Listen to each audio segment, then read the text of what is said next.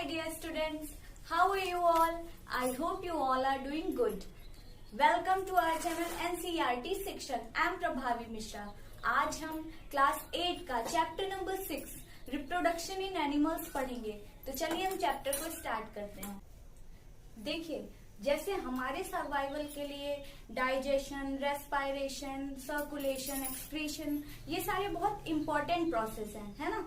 तो इसी तरीके से जो स्पीसीज है उसके कंटिन्यूएशन के लिए रिप्रोडक्शन बहुत इंपॉर्टेंट है। अब कहते हैं ना, जैसे कोई उत्तराधिकारी विरासत के लिए होना चाहिए, तो उसी तरीके से किसी भी स्पीसीज के कंटिन्यूएशन के लिए रिप्रोडक्शन बहुत जरूरी है। वरना क्या होगा कि उसके स्पीसीज की संख्या, नंबर कम होता चला जाएगा और धीरे धीरे वो एक्सटिंक्ट हो जाएंगी। ठीक है, तो एक्सटिंक्शन ना हो इसके लिए रिप्रोडक्शन एक इम्पोर्टेंट रोल प्ले करता है। देखिए, रिप्रोडक्शन को हिंदी में कहते हैं प्रजनन। प्रजनन का अर्थ होता है कि अपने समान जीव को जन्म देना। ठीक है, तो रिप्रोडक्शन देखिए यहाँ पे 2 वर्ड से मिलकर बना है, री प्लस प्रोडक्शन। री का मतलब दोबारा और प्रोडक्शन में उत्पन्न करना। अब जैसे कि कोई एक गेहूं की बाली है, उसका प्रोडक्शन किया गया, फिर उसी का ही यूज करके दोबारा से और गेहूं हम प्रोड्यूस कर सकते हैं ना। तो इसी तरीके से अगर कोई जीव उसने जन्म लिया है और वो अपने ही समान दूसरे जीवों को जन्म दे रहा है, तो इसी प्रोसेस को हम रिप्रोडक्शन कहते हैं। ठीक है, the production of offsprings. Offspring का मतलब होता है बेबी। ठीक है, तो रिप्रोडक्शन का मतलब क्या हो जाता है, द प्रोडक्शन ऑफ ऑफस्प्रिंग्स या फिर बेबीज। ठीक है, it is essential for the continuation of species. मैंने आपको बताया कि क्यों बहुत इंपॉर्टेंट रोल प्ले करता है कंटिन्यूएशन ऑफ स्पीसीज के लिए। अब हम देख लेते हैं मोड्स ऑफ रिप्रोडक्शन। देखिए, रिप्रोडक्शन बेसिकली 2 टाइप्स का होता है।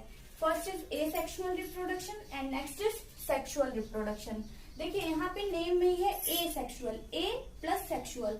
ए का मतलब एब्सेंट और सेक्सुअल मतलब 2 डिफरेंट सेक्स, यानी मेल और फीमेल जहाँ पे एब्सेंट हो। ठीक है, सिर्फ एक ही जीव होता है, सिंगल पेरेंट है, वो अपने बेबी को प्रोड्यूस कर रहा है। ठीक है, तो ये ऐसा रिप्रोडक्शन जो होता है उसे एसेक्सुअल रिप्रोडक्शन कहते हैं। और सेक्सुअल में मेल और फीमेल प्रेजेंट होते हैं। ठीक है, तो यहाँ पे क्या होता है कि मेल से एक मेल गैमीट आता है और फीमेल से एक फीमेल गैमीट आता है। उसके फ्यूजन से जो ऑफस्प्रिंग या बेबी प्रोड्यूस होता है, तो इस तरीके की रिप्रोडक्शन को सेक्सुअल रिप्रोडक्शन कहते हैं। ठीक है, क्लियर हो गया। एसेक्सुअल में सिर्फ एक पेरेंट है। ठीक है, यहाँ पे मेल फीमेल कुछ नहीं होता है।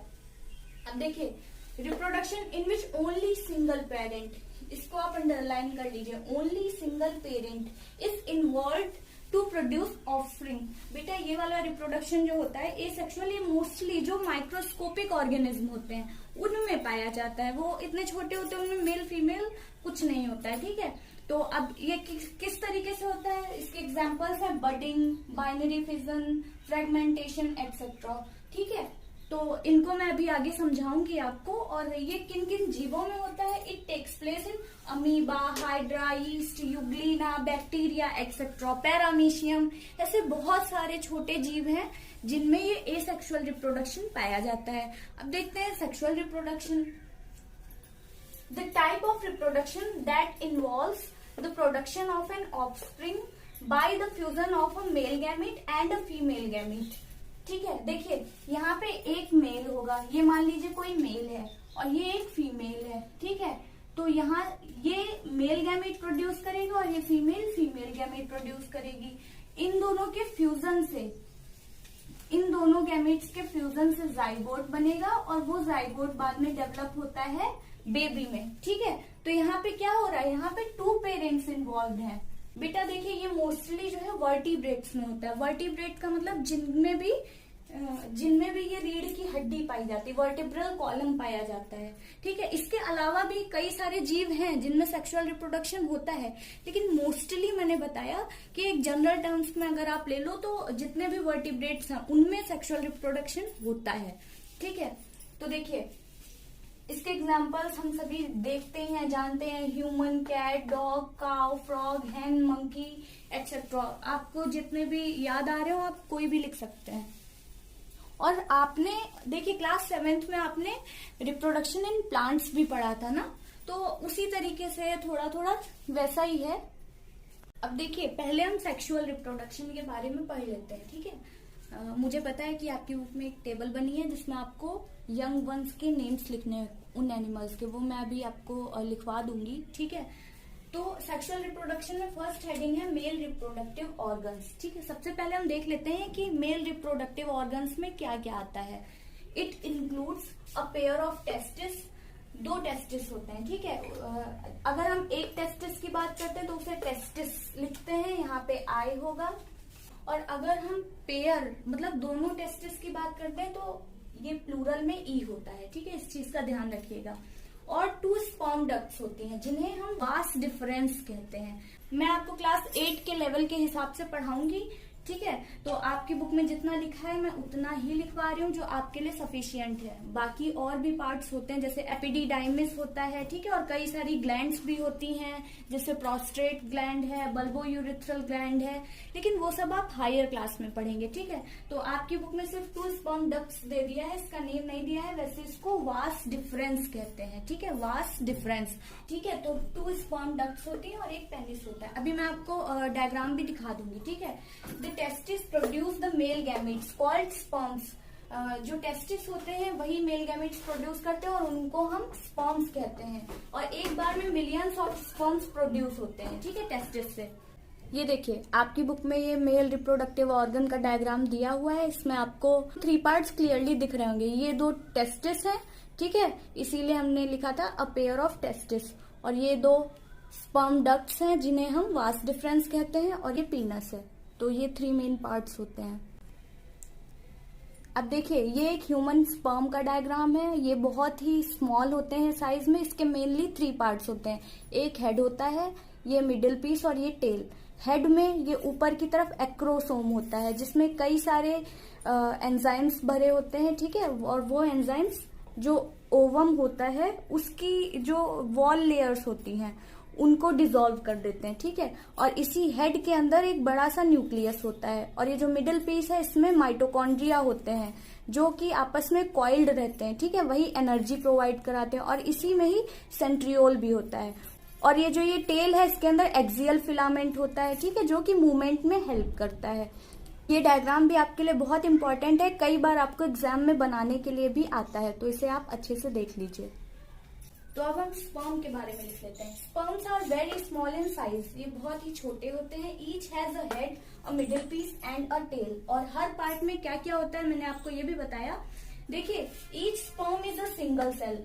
जो स्पर्म है वो खुद में एक पूरी की पूरी सेल है, ठीक है, with all the usual cell components. देखिए जब वो पूरी की पूरी सेल है तो जितने भी एक किसी भी सेल में जितने भी सेल के कंपोनेंट्स पाए जाते हैं वो सभी स्पर्म में पाए जाते हैं। हमने देखा था न्यूक्लियस भी था, माइटोकॉन्ड्रिया भी था, सेंट्रियोल भी थी, है ना। तो सारे कंपोनेंट्स होते हैं। ह्यूमन बॉडी में जो सबसे स्मॉलेस्ट सेल होती है वो भी स्पर्म सेल होती है, ठीक है। अब देखिए नेक्स्ट हेडिंग है फीमेल रिप्रोडक्टिव ऑर्गन्स। तो फीमेल रिप्रोडक्टिव ऑर्गन्स में क्या क्या होता है। अ पेयर ऑफ ओवरीज, ठीक है, 2 ओवरीज होती हैं, 2 ओविडक्ट्स होती हैं जिन्हें हम फैलोपियन ट्यूब्स कहते हैं। और इनके भी 3 अलग अलग पार्ट्स होते हैं, ठीक है। द यूटेरस, और एक यूटेरस मीन्स एक गर्भाशय होता है। The ovary produces female gametes called ओवा, एग्स। जो ओवरी होती हैं वही फीमेल गैमेट जिसको हम ओवा या फिर एग कहते हैं। और इसका सिंगुलर जो होता है वो होता है ओवम, ठीक है, ओवम इसका सिंगुलर है। ओवम प्रोड्यूस करती है ओवरी।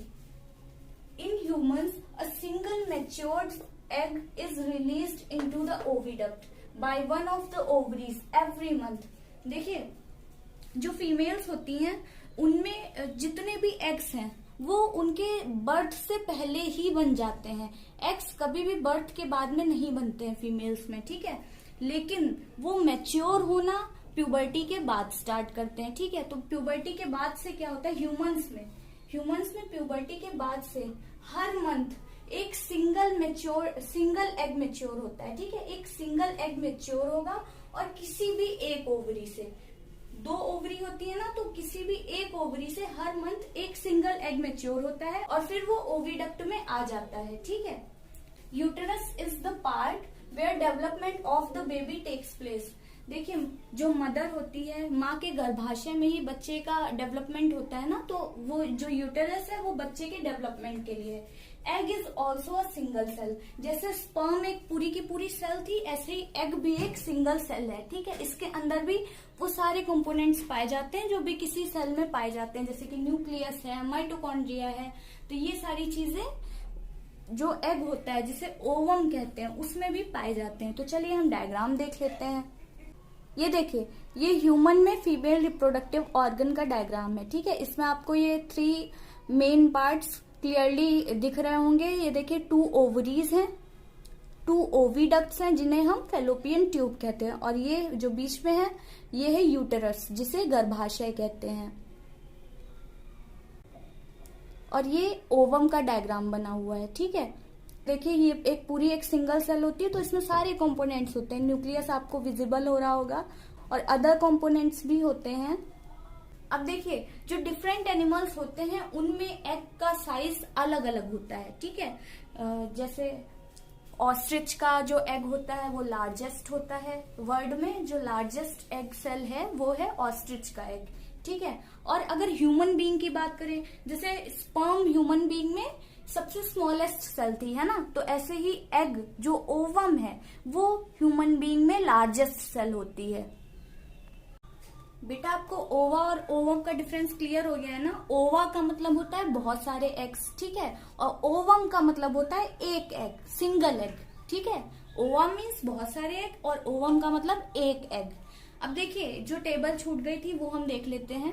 ये आपकी बुक में ऑलरेडी बनी हुई है, आप पेंसिल से उसी में ही लिख लीजिए, ठीक है। आपको एनिमल्स के नेम्स दिए हैं, उनके यंग वन क्या होते हैं, उन्हें हम क्या कहते हैं, यही बताना है। ह्यूमन का बेबी सभी जानते हैं, कैट किटन, डॉग का पपी, बटरफ्लाई का कैटरपिलर। देखिए यहाँ पे ए होगा, ठीक है, ई नहीं लिखिएगा आप। और हेन का चिक, काउ का काफ, फ्रॉग का टैडपोल। जो फ्रॉग का एग होता है वो पहले टैडपोल बनेगा, उसके बाद में वो फ्रॉग बनता है, ठीक है। अब देखिए, हमने रिप्रोडक्टिव ऑर्गन्स के बारे में पढ़ लिया, हमने गैमीट्स के बारे में पढ़ लिया। तो अब सेक्सुअल रिप्रोडक्शन में नेक्स्ट हेडिंग है फर्टिलाइजेशन, ठीक है। तो फर्टिलाइजेशन क्या होता है, ये फर्स्ट स्टेप होता है, ठीक है, in the process of reproduction. Reproduction के प्रोसेस का जो फर्स्ट स्टेप होता है वो होता है fertilisation, means the fusion of a sperm and an ovum. जो मेल गैमेट था यानी कि जो स्पर्म था, और जो फीमेल गैमेट था यानी कि ओवम था, उसका जो फ्यूजन होता है उसी को ही फर्टिलाइजेशन कहते हैं। When sperms comes in contact with an egg, जब स्पर्म्स जो है वो एग के कांटेक्ट में आते हैं तो क्या होता है, वन ऑफ द स्पर्म्स में फ्यूज विद द एग। देखिए, हमने क्या पढ़ा था कि जो स्पर्म्स होते हैं वो मिलियंस की संख्या में प्रोड्यूस होते हैं, ना, मिलियंस की संख्या में प्रोड्यूस हो रहे थे। तो जब वो स्पर्म्स एग के यानी ओवम के कांटेक्ट में आते हैं तो उन सारे स्पर्म्स में से सिर्फ एक ही स्पर्म, ये चीज आप ध्यान रखिएगा कि सिर्फ एक ही स्पर्म, यहाँ पे क्लियरली लिखा हुआ है वन ऑफ द स्पर्म्स, ठीक है।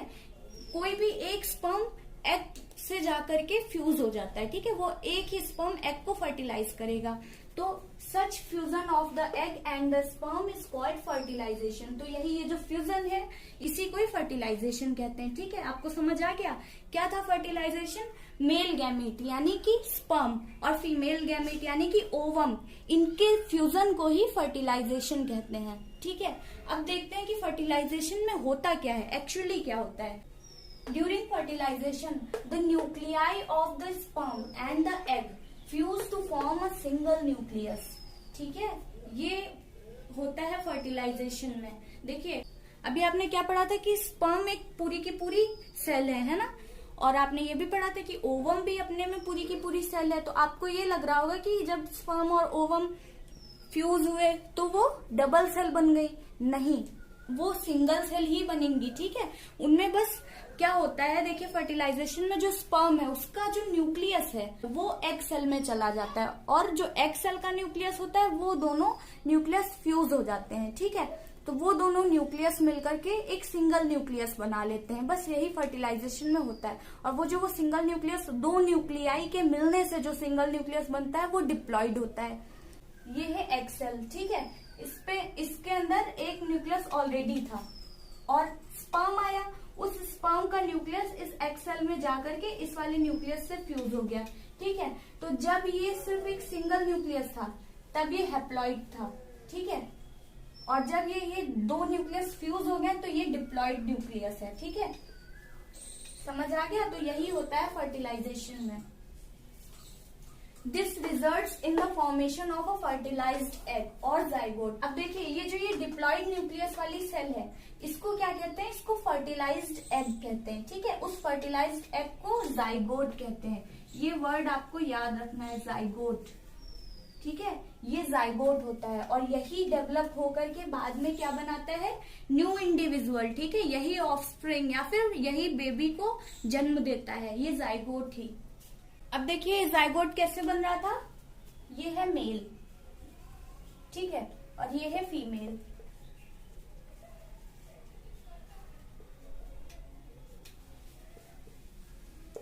ठीक है, इसने प्रोड्यूस किया मेल गैमीट, ठीक है। मेल गैमीट क्या होता है? स्पर्म होता है। इसने स्पर्म प्रोड्यूस किया और इसने प्रोड्यूस किया फीमेल ने फीमेल गैमीट, जिसे ओवम कहते हैं। आप चाहो तो यहाँ पे फीमेल गैमीट लिख सकते हो, आप चाहो तो स्पर्म ओवम भी लिख सकते हो, ठीक है।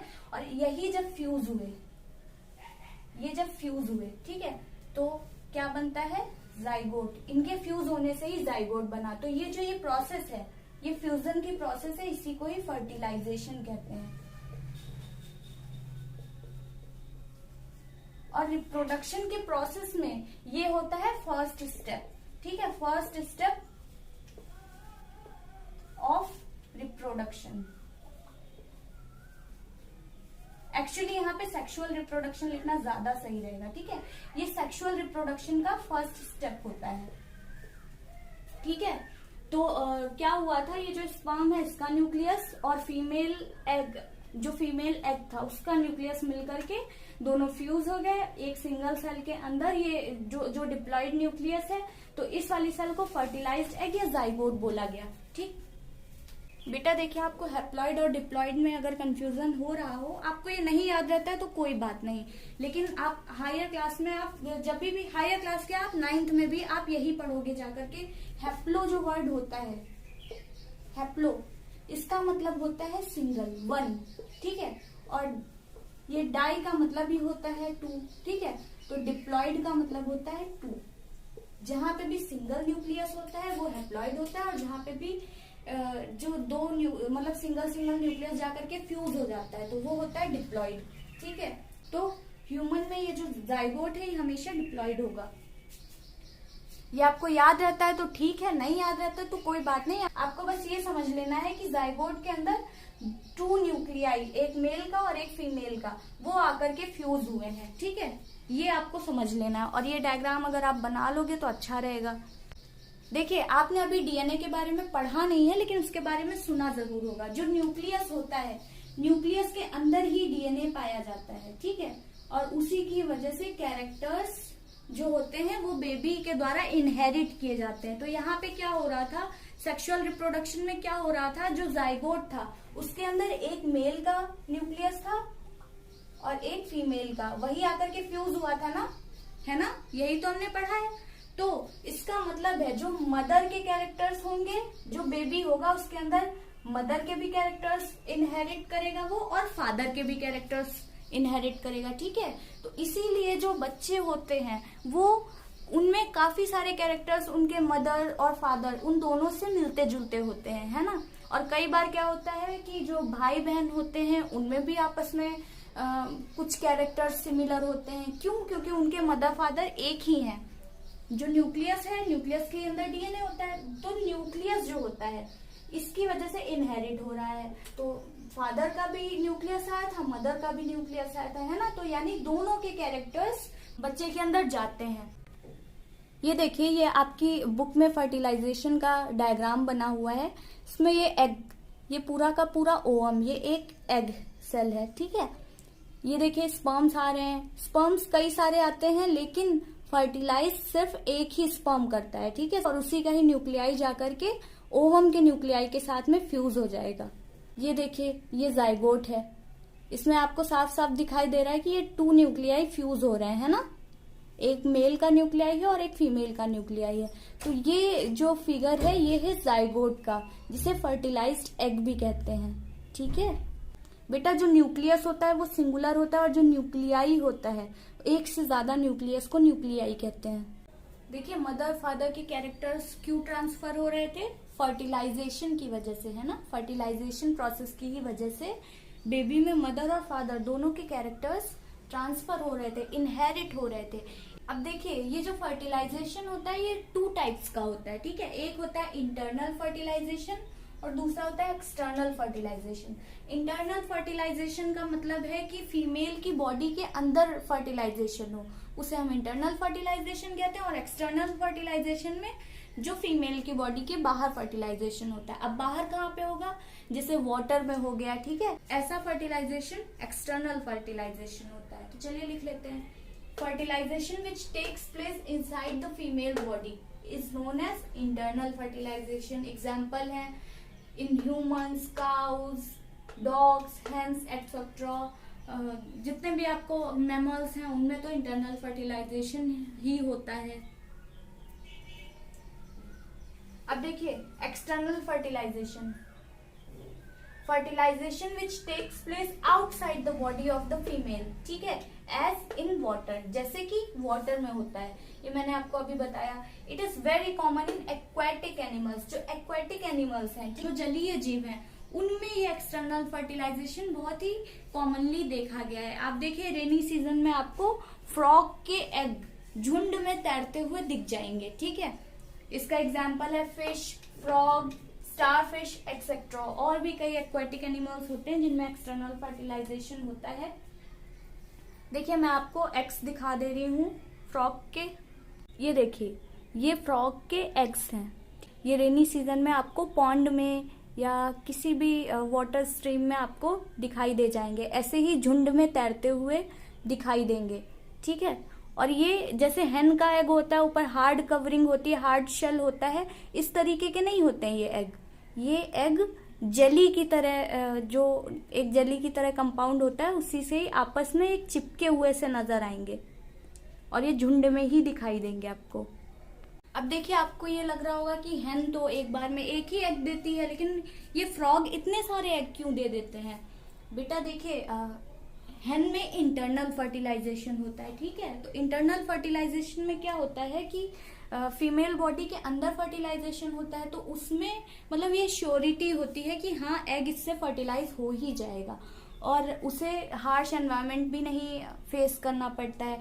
अब फ्रॉग में क्या है कि जो फीमेल होती है उसने वाटर में एग दे दिए। ठीक है, अब वो एग ऐसे ही तैर रहे हैं और जो मेल फ्रॉग है वो भी वाटर में ही अपने स्पर्म्स डिपॉजिट कर देता है। ठीक है, ऐसे ही रैंडमली। तो कुछ स्पर्म्स जाकर के कुछ एग्स को फर्टिलाइज कर देते हैं। ठीक है, और जबकि जरूरी नहीं है कि वहां पे फर्टिलाइजेशन हो ही। कई सारे एग तो ऐसे ही, अब उन्हें वाटर से भी डील करना है, तेज हवा या तेज बहाव, इन सारी चीजों से भी बचना है ना, तो उससे भी कई सारे एग्स डिस्ट्रॉय हो जाते हैं। और वाटर बॉडीज में कई सारे ऐसे इंसेक्ट्स होते हैं या कई सारे ऐसे जीव होते हैं जो फ्रॉग के एग को ईट करते हैं, उससे भी कई सारे एग खत्म हो जाते हैं ना, तो कम ही एग फर्टिलाइज हो पाते हैं।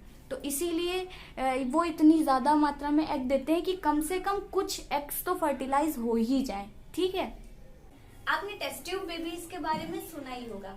देखिए कुछ वीमेन ऐसी होती हैं कि जिनकी जो ओविडक्ट होती है, जिसे फैलोपियन ट्यूब कहते हैं, वो ब्लॉक हो जाती है। तो ओविडक्ट के ब्लॉकेज की वजह से जो स्पर्म है वो एग तक नहीं पहुंच पाता है, और जब स्पर्म एग तक पहुंच नहीं पाता है तो इस वजह से फर्टिलाइजेशन नहीं हो पाता है और जाइगोट भी नहीं बन पाता है। तो ऐसी वीमेन बेबी को बियर नहीं कर पाती है, तो उन लोगों के लिए ये इन विट्रो फर्टिलाइजेशन टेक्निक है, ये बहुत ही ज्यादा कारगर है। तो IVF इन विट्रो फर्टिलाइजेशन, जिसका मतलब होता है fertilisation outside the body of female. ठीक है, तो इस टेक्निक में डॉक्टर्स जो होते हैं वो फ्रेशली रिलीज्ड एग को फीमेल की बॉडी से कलेक्ट कर लेते हैं और स्पर्म्स को फादर की बॉडी से कलेक्ट कर लेते हैं। ठीक है, उन्हें कुछ घंटों के लिए कल्चर मीडियम में साथ में रखते हैं। तो जब वो फर्टिलाइजेशन हो जाता है उसके बाद में लगभग 1 वीक के लिए वो जाइगोट को डेवलप होने देते हैं। ठीक है, फिर उसे 1 वीक के बाद में उसको फिर मदर के यूटेरस में, मदर के गर्भाशय में प्लेस कर देते हैं। फिर वो एम्ब्रियो होता है उसका डेवलपमेंट किसी भी एक नॉर्मल बेबी की तरह मदर के गर्भाशय में ही होता है। ठीक है, तो इस टेक्निक से जो भी बेबीज प्रोड्यूस होते हैं उन्हें टेस्ट ट्यूब बेबीज कहते हैं। टेस्ट ट्यूब बेबी का ये मतलब नहीं है कि बच्चे का जन्म टेस्ट ट्यूब के अंदर हुआ है। आप साइंस के स्टूडेंट हैं, आपको पता होना चाहिए कि किसी भी बच्चे का बर्थ टेस्ट ट्यूब में नहीं हो सकता है। इसे टेस्ट ट्यूब बेबी इसलिए कहा जा रहा है क्योंकि उस बेबी के बर्थ में जो फर्टिलाइजेशन का प्रोसेस है वो फीमेल की बॉडी के बाहर हुआ है, वो कल्चर मीडियम में हुआ है। In this technique doctors collect freshly released eggs and sperms and keep them together for a few hours in culture medium for IVF. In case fertilization occurs, जब fertilization हो जाता है the zygote is allowed to develop for about a week. 1 week तक develop होने देंगे and then it is placed in the mother's uterus. ठीक है, babies born through this technique are called test tube babies. तो इस technique यानी in vitro fertilisation के through जो भी बेबीज प्रोड्यूस होते हैं उन्हें टेस्ट ट्यूब बेबीज बोलते हैं। ठीक है।